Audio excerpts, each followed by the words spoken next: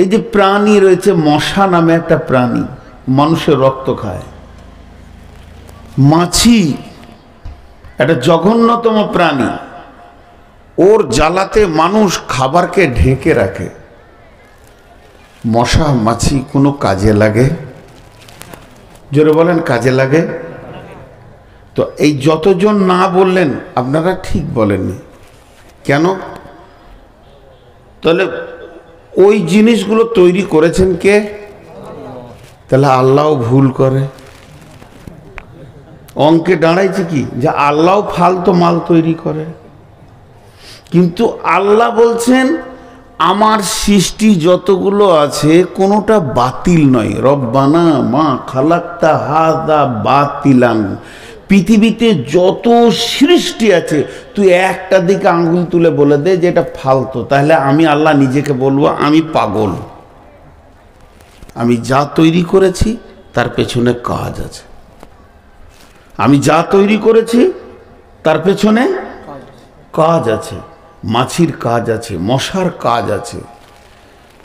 একটা হানফিদের কিতাব, যদিও দুর্বল কল, তফসিরে পেয়েছিলাম, বলছে মশা ওই রক্তটা খায় যেটা তোমার শরীরে হারাম রক্ত। তার মানে হারামটাও চুষে নিলে।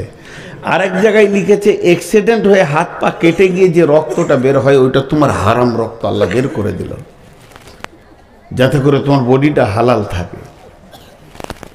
এটা যদিও দুর্বল, এটাকে গুরুত্ব দিয়েন না, কিন্তু মশা আপনাকে যখন পুশ করে তখন নিশ্চয়ই ওখানে কোনো লাভ আছে। বিনা লাভে আল্লাহ কোনো জিনিস তৈরি করেন না।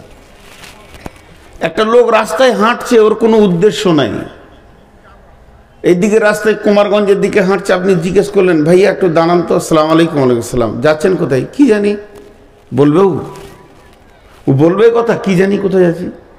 উদ্দেশ্যবিহীন সফর পাগলের সফর, উদ্দেশ্যবিহীন কাজ পাগলের কাজ। একটা কাঠ কেলে একজন কাটছে দা দিয়ে, ওকে জিজ্ঞেস করছেন কি করবে? কি জানি, এটা হয় কোনো দিন? ও কাটছে মানে ও মেহনত দিচ্ছে, মানে ওর পেছনে মাথায় কিছু লুকিয়ে আছে, ওটাকে খোঁটা করবো কি ওটাকে আর কিছু করব। তো উদ্দেশ্যবিহীন কাজ পাগলের কাজ, উদ্দেশ্যবিহীন সফর পাগলের সফর।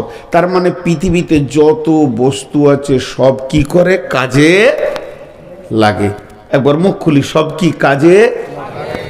এখন আপনি আমি বলতে পারবো না যে কি কাজে লাগে। এটাই দেখেন, ঘা হলে পুঁজ হয়, দেখেছেন? ওই পুঁজ থেকে হোমিওপ্যাথিক ওষুধ হয়, জানেন? গরুকে ইঞ্জেকশন দিয়ে ঘা তৈরি করা হয়, গরুটা ছটফট করে মারা যায়, তারপরে তাকে পচিয়ে তার ঘায়ের ভিতরে একটা পোকা বের হয়, সেই পোকা থেকে ড্রাম ড্রাম ওষুধ তৈরি হয়, জানেন? তাহলে আল্লাহ পোকা থেকে ওষুধ নিয়েছে। ড্রেনে যে পোকাগুলো কিলবিল কিলবিল করে, এর থেকে ওষুধ হয়। ক্যান্সারের রিয়ে হয় শুয়োরের ওষুধ থেকে। আজীব ব্যাপার। তো এগুলো আল্লাহ তাবারক ওয়া তাআলা সব তৈরি করেছেন। এখন যদি মানুষকে বলা হয় যে কোনটা কি কাজে লাগে, কোন সাপ, খরির সাপ, গোখরো সাপ, একদম 3.5 হাতের মোটা, ফস করে ফুলছে, রসুল বলছে দেখছো তখন মারো, আর লেট করো না, ও তোমাকে কেটে দিলে শেষ হয়ে যাবে। ও কি কাজে লাগে? এ তো বিপদ। জি, ও কাজে লাগে, ও কাজে লাগে। মানুষ যে নাক দিয়ে বিষটা ছাড়ে, সাপ জন্মগতভাবে মায়ের পেট থেকে বিষ আনে না, ডিমের পেট থেকে বিষ আনে না। ও শরীরে বিষগুলোকে শোষণ করে এক জায়গায় থলিতে জমা করে এমন এক জায়গায় ঢালবে যে ও নষ্ট হয়ে যাবে। একসঙ্গে যদি পৃথিবীর সমস্ত বিষাক্ত সাপ মারা যায় তো আপনিও 1-2 মাস বাঁচবেন না, গোটা পৃথিবীর অক্সিজেনটাই বিষ হয়ে যাবে, মারা যাবে। তাহলে সব কাজে লাগে। তা আল্লাহকে জিজ্ঞেস করিলি কি কাজে লাগে, এক কথায় আল্লাহ বলে দেবেন, বিসমিল্লাহির রহমানির রহিম, রব্বানা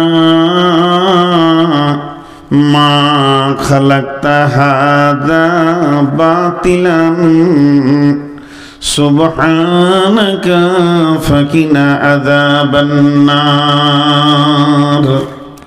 হে আমার রব, পৃথিবীর যত সৃষ্টি আছে এগুলো কোনোটাই বাতিল নয়, সব কাজে লাগে।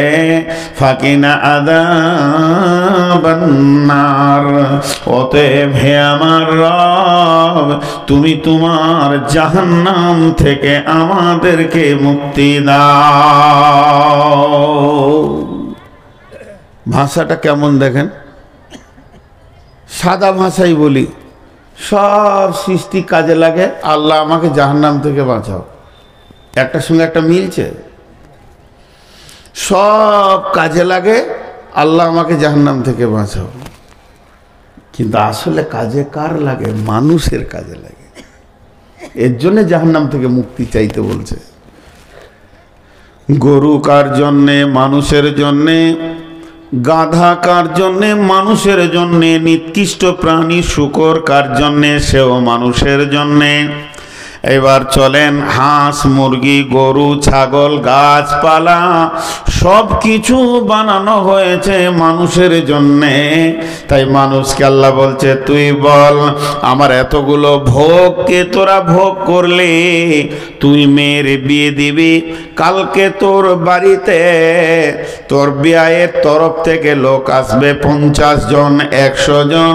তোর জামাই যে হনেওয়ালা আছে সে সেজে আসবে তোর মেয়ের বিয়েতে। তুইও আত্মীয়দেরকে নিয়ে আনন্দের একটা মহফিল সৃষ্টি করে ফেলেছিস। বাড়ির গলিতে প্যান্ডেল হয়েছে, কত আনন্দের হাসি চলছে। আর 1.5 কুইন্টালের একটা মালকে দড়িতে বেঁধে রেখেছিস। বল ওর জন্যে কি ওই দিনটা হাসির দিন? ওকে যখন তোরা ধরবি, ওকে যখন তোরা কাটবি, পিস পিস বানাবি, এর জন্যে তো ওটা হাসির দিন নয়। বিয়েতে যতজন এলো সবাই আনন্দ পেল, কিন্তু 1.5 কুইন্টালের গরুটা আনন্দ পেল না। ওকে ওর হৃদয় জানকে দিয়ে দিতে হলো। সেই দিনটা ছিল তার মতের দিন। 4খানা মুরগা বেঁধে রেখেছিলে আর 12খানা খাসি বেঁধে রেখেছিলে। তাদের ওই ডেটটা কিসের ডেট ছিল একবার তোরা ভাবিসনি? তোরা হাসতে হাসতে তাকে পিস করেছিস। তার সঙ্গে আমার কথা হয়েছে, আমি বলেছি গোলাম রে, তোদেরকে বানিয়েছি মানুষের জন্যে, তোরা নীরব জানটা দিয়ে দে। কারণ আমি আল্লাহ তোদেরকে বানিয়েছি এই উদ্দেশ্যে যে তোদেরকে নিয়ে আমার আশরাফুল মাখলুকাত আনন্দ করবে। তার মানে একটা কথা বলে দিই, অনেকে বলে 18,000 মাখলুকাত, কোরআনে হাদিসে কোথাও দলিল নাই 18,000 মাখলুকাত। তারপরেও বুঝানোর জন্য বলছি, যদি 18,000 মাখলুকাত হয়, 17,999 হচ্ছে মানুষের জন্যে, আর একটা মাখলুক রয়েছে মানুষ, সে কার জন্যে? আল্লাহ রাব্বুল আলামিন বলছেন, ওমা খালাকতুল জিন্না ওয়াল ইনসা ইল্লা লিয়াবুদুন, মানুষেরে তোদেরকে বানিয়েছি আমার জন্যে।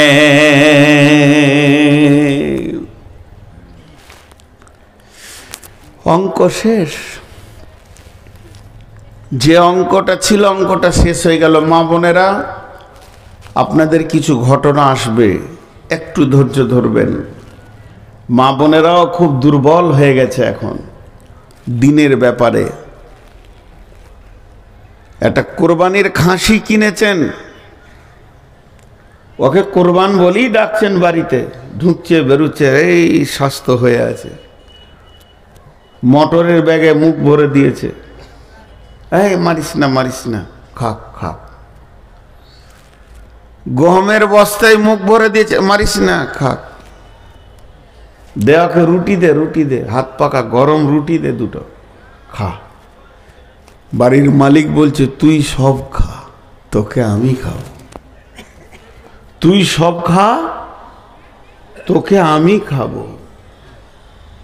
জি, আপনার বাচ্চাটার অসুখ হয়েছে, ভালো হচ্ছে না, মৌলানা সাহেবকে জিজ্ঞেস করলেন, ওস্তাদ কি করব? বলছে, একটা সাদকা দিয়ে দেন। বকরির বাচ্চাটাকে টেনে নিয়ে গিয়ে মাদ্রাসায় জবাই করে দিলেন, যে আমার বাচ্চার জন্য তোর জানটাকে দিয়ে দিলাম রে আল্লাহকে, যা আমার বাচ্চা সুস্থ হোক। কিন্তু বকরির বাচ্চার যখন জ্বর হয়েছে, আপনার পুতাটাকে নিয়ে জবাই করবেন যে আল্লাহ ওকে সুস্থ করে দেয়?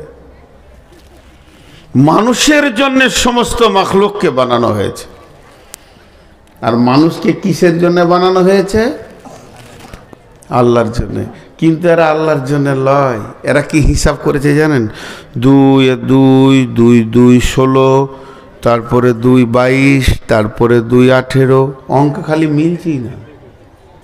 আল্লাহ বলেছেন ওই কথায়, বিসমিল্লাহির রহমানির রহিম, আফাহাসিবতুম আন্নামা খালাকনাকুম আবাসাও ওয়া আন্নাকুম ইলাইনা লা তুরজাউন।